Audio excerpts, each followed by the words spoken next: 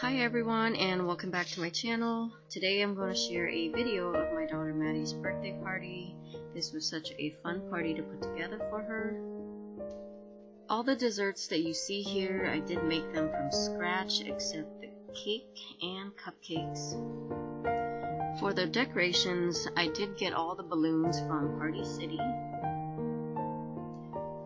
For the unicorn boxes in the back, I did make them from the Dollar Tree. I just bought some foam board and tissue paper to make them.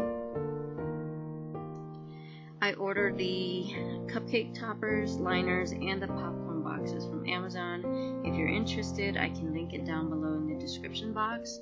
I also ordered the backdrop from Amazon as well. All the flower arrangements, I got them from the grocery store. I just put them all together by myself. As you all know, I love flower and it's another passion of mine.